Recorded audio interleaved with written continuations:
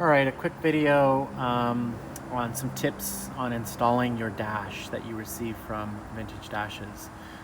Here we have a 240Z dash. The Z lineup is pretty much, look like this on the back. They are different, but they look very similar. And you'll notice here in this video, I wanted to point out these little nipples that you see here. And these little nipples are basically excess material from the injection mold process. And why I'm bringing this up is because when you install your dash frame in the new dash that we send you, you want to make sure that the surfaces that it mates up to are completely flat.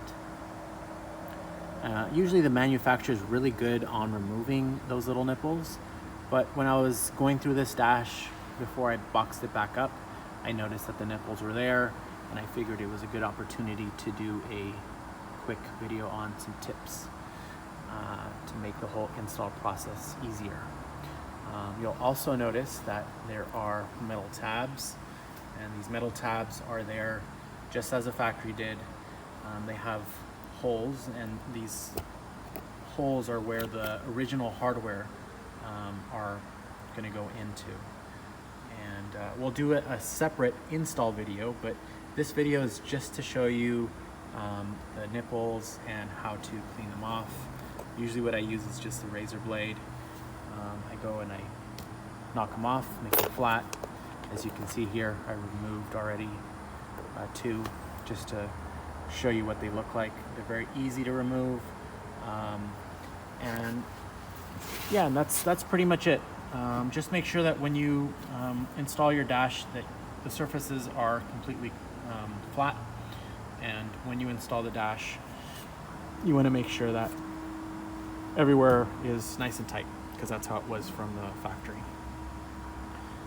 We will do a follow-up video in regards to the actual install process.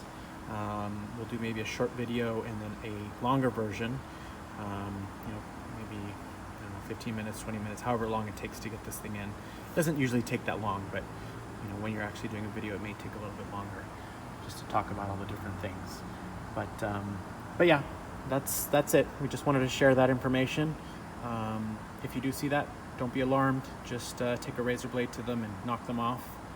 And we'll post another video soon.